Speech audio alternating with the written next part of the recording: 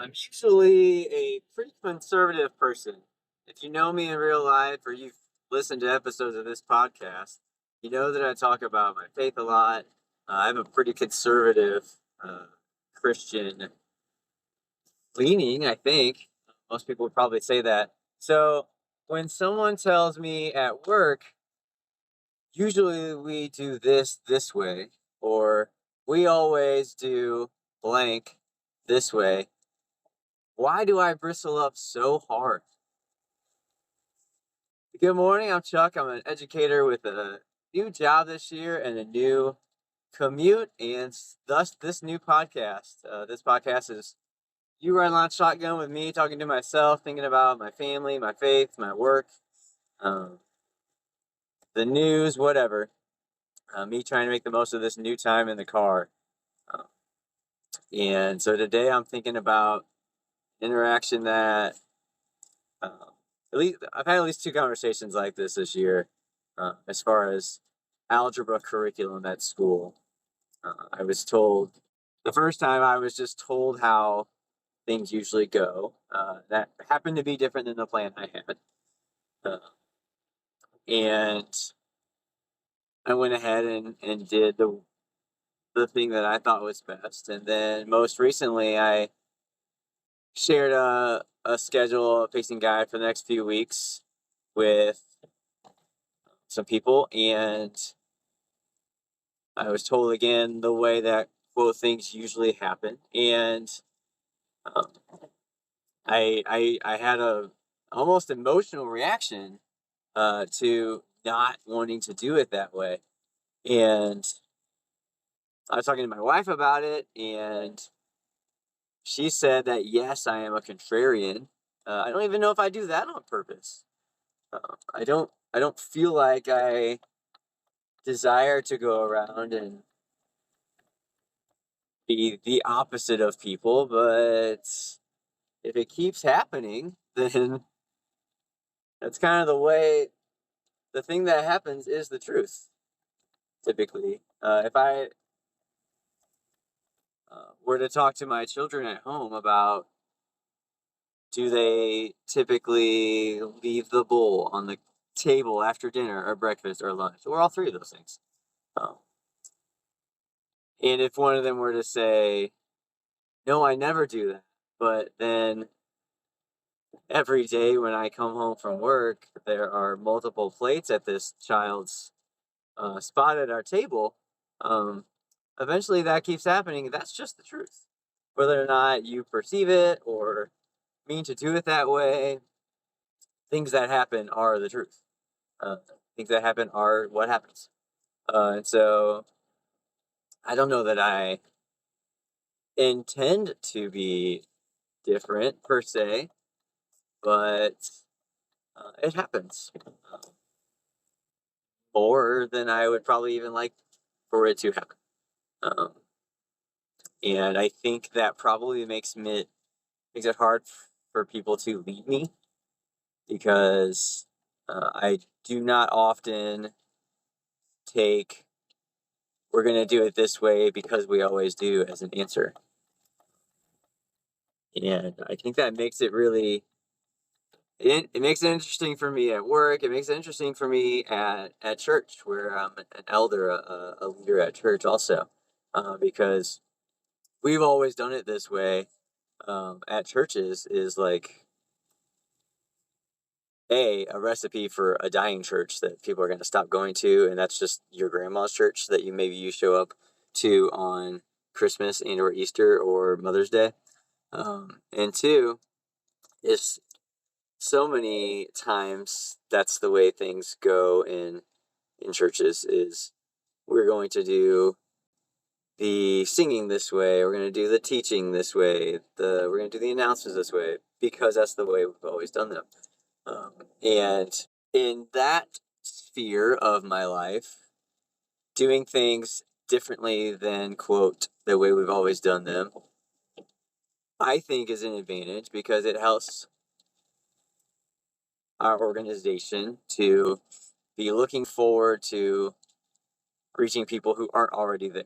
Because when you do things, quote, the way we've always done them, At best, you're just serving or helping out the people that are already there, or people that are just like that. But you will never be able to reach, communicate, connect with people that are not already there, because it's probably not working for them the way that it's working like that. And so to desire to do things differently in that sphere, in the um, church leader sphere, that always has with the heart of helping different people to find and follow Jesus. Looking at that same attitude in the school, um, this served me more, I think, in my last district, where we had more kids that were not scoring at proficiency on the state tests. It was very easy to say there where traditional methods were not working in any way, uh, any tangible way. I think if even half of your kids are not scoring proficient on state tests, that's a recipe to blow up a lot of what you're doing. If half of people don't make it, that's too low in my opinion. Being able to look at something and say, I think we should do this different. I think that was a strength definitely in my last district, because there was a need to do things differently. And so there I just had to fit in and find the different things that were going to work. In my new district, we have more kids scoring at proficiency than I'm used to, and so there's less of a need, push, desire to do things differently than the way we've always done them, because it's working for more kids. But we're still around that half-ish mark, and so I think that there's space for me to play around with doing things differently than the way we've always done them. But here's the kicker, and here's the thing that I try to be aware of. I try to be very aware of not just doing it to be different. I think that's step one, is acknowledging that there is a natural desire in me to bristle at that, but I have to have a reason for it to support it. And that's the way that I have to communicate that. And that's the way that I can be heard, as if I'm being contrary with a reason and with something to back that up. So um, I had a mentor tell me earlier this year, in trying to navigate these conversations, um, make sure that I have some data or documents or standards to back up what I'm trying to do differently. And so when I did that earlier this year, I was a little bit data poor in that sense. I didn't have a lot of the data that I needed in a way that I was used to, because we have different systems at my new school. But in this situation that I had last week, where I was trying to go a lot faster through systems of equations than probably lots of people would do. It wasn't just a unique to this school kind of situation. I'm trying to get them in before the end of the semester, and through some conversations that I had in my last building with my good friend, the 7th grade math teacher, led me to do things like skipping substitution method for systems. There's nothing in the standards that say kids have to do the substitution method for standards, and there's no questions on the state test that say use substitution to solve this system. And so substitution being the method that is most difficult for kids and has least payout for them, we had stopped teaching the substitution method at my old school, and kids were fine. Everything was fine with it. We had less of a lean toward future courses there because, we were just in the 7th and 8th grade bubble. And so there's a little more pressure or reminder as I'm sitting here back in high school about if this kid doesn't learn that method, how's that going to play out in their Algebra 2 pre-cal calculus course. And so I've had to consider that, and led me to not completely cut it out.